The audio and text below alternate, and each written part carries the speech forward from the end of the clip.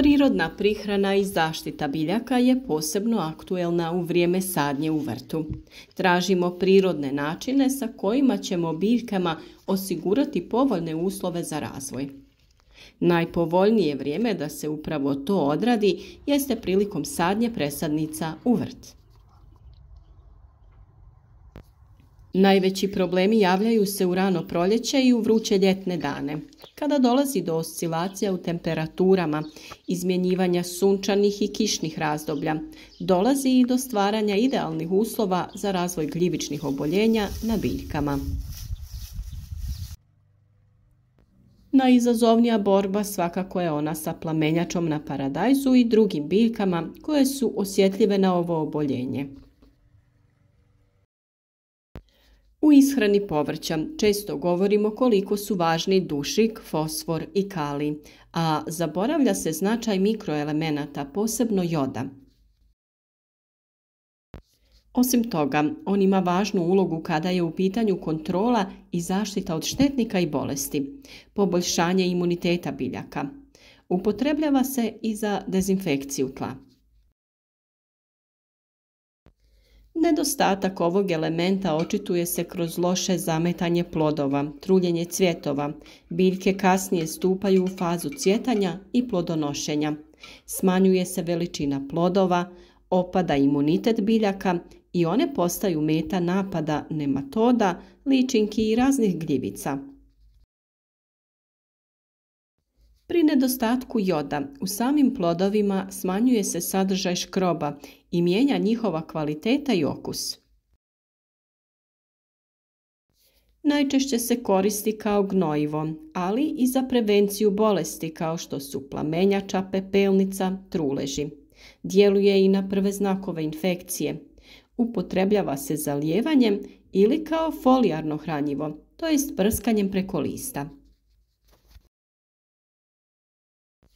Jod kao gnojivo je prilično učinkovit za mnoge vrtlarske i cvjetne usjeve. Posebno osjetljivi na nedostatak joda su krompir, paradajz, tikvice, patliđani, repa, krastavci, luk, kupus, kukuruz, zelje, jagode, maline, suncokret i ukrasne cvjetnice. Jod se koristi u mikrodozama, to jest u malim količinama, jer veće koncentracije mogu spaliti biljke. Kada ga upotrebljavamo za folijarnu prihranu ili tretiranje, biljke moraju biti velike i jake, inače možemo izazvati štetne posljedice. Na presadnicama se primjenjuje nakon sadnje na stalno mjesto kada se ukorijene, jer su neke vrste izuzetno osjetljive, posebno patliđan. I ovo sredstvo ne koristi se često. Prvo što možemo pripremiti od joda jeste otopina za zaštitu i prihranu. Nakon sadnje rasada paradajza, patliđana, paprike, dobro je svaku biljku zaliti sa 1 litrom otopine koja se priprema tako što se u 10 litara vode ukapaju 3 kapi joda. Na taj način spriječiti ćemo razvoj različitih gljivica u tlu. Spore gljivica koje uzrokuju plamenjaču zadržavaju se upravo u tlu i kada se stvore pogodni uslovi prelaze na biljku i napadaju je. Pojavu ovog oboljenja zato prvo primjećujemo na najnižim listovima na biljkama. Najznačajnija bolest zaštićenih prostora svakako je polijeganje rasada, ali se nerijetko pojavljuje i na otvorenom kada se stvore uslovi za njihov razvoj. Uzročnici polijeganja rasada su patogene gljivice iz roda Phytium, koji obuhvaća više od 100 različitih vrsta gljivica, pa napadaju gotovo svaku biljnu kulturu uzgajanu u zaštićenom prostoru. Ove gljivice žive u tlu, to su takozvane soil-borne gljivice, a njihova patogenost, to jest sposobnost izazivanja oboljenja, ovisi o uslovima, o vlazi, temperaturi, svjetlu, pH vrijednosti i drugim čimbenicima. Upravo optimalni kontrolirani uslovi koji se postavljaju radi osiguranja najboljeg razvoja biljaka u zaštićenom prostoru odgovaraju patogenosti ovih gljivica. Drugim riječima, bolji uslovi za razvoj biljaka znače i bolje uslove za aktivnost patogenih gljivica koje uzrokuju polijeganje. Biljke su obično napadnute u zoni korijenovog vrata ili prizemnim biljnim organima, a simptomi se javljaju u obliku truleži sjemena, paleži klijanaca ili tek izniklih biljaka. Napadnute biljke tada poliježu, a rast im se zaustavlja. Iz tog razloga sve biljke koje posadite trebate zalijevati sa ovom otopinom kako bi spriječili razvoj svih gljivičnih oboljenja.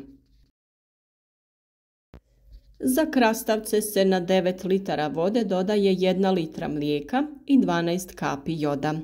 Okupajte biljke krastavaca i površinu okolnog zemljišta. To će pomoći u uništavanju spora plamenjače i pojave kloroze. Sprječava se i pojava praškaste plijesni, a postupak se ponavlja jednom sedmično dok simptomi bolesti ne nestanu. U zaštiti kupusa primjenjuje se nešto veća doza joda. Na 10 litara vode dodaje se 40 kapi, a na svaku biljku izlijevamo 1 litru otopine. Može se koristiti i kao folijarno gnojivo, ali tada koristimo blažu otopinu od 5 kapi u 10 litara vode. Jod je potreban ne samo ljudskom organizmu, već i biljkama i životinjama. Ukoliko ga nema dovoljno, biljke će sazrijevati sporije, a može doći i do truljenja. Osim kao gnojivo u povrtnjaku, voćnjaku i vinogradu, koristi se i kao insekticid. Sprječava nastanak gljivica, bakterija i virusa. Osim toga, navodnjavanje jodom sprječava kontaminaciju biljaka, a istodobno se povećava imunitet usjeva. On kod biljke regulira protok vode i izmjene dušika u tkivima, normalizira apsorpciju kisika i uspostavlja proces fotosinteze. Jod je jako dezinfekcijsko sredstvo i zbog toga se koristi samo farmaceutski jod koji možete kupiti u svim apotekama. Kao što sam rekla, važno je da mlade presadnice zalijevate ovom otopinom nakon presađivanja na novo mjesto kada su one dovoljno jake. Dodatak joda posebno je koristan za sadnice paradajza, krastavca, patliđana i paprike. Kako bi se dobila čvrsta i otporna sadnica, sjeme se prije sjetve može natopiti jedno 6 do 8 sati u otopini pripremljenoj sa 2 čaše vode i 1 kapi farmaceutskog joda. Paradajz često oboljeva od plamenjače i zbog toga je potrebno dobro osigurati ovaj element. Za zaštitu paradajza od podmukle bolesti koristi se otopina joda i mlijeka. Mlijeko se stavi u posudu te razredi sa vodom u omjeru 1:10 i na svaku litru pripremljene otopine dodaje se 1 kap joda. Dobivena otopina prska se po biljkama 3 puta u sezoni u razmacima od 10 dana. Prskanje je najbolje vršiti u kasnim večernjim satima prije nego padne rosa. Jod je dobar za jačanje imuniteta jagode i izvrstan je pokretač rasta.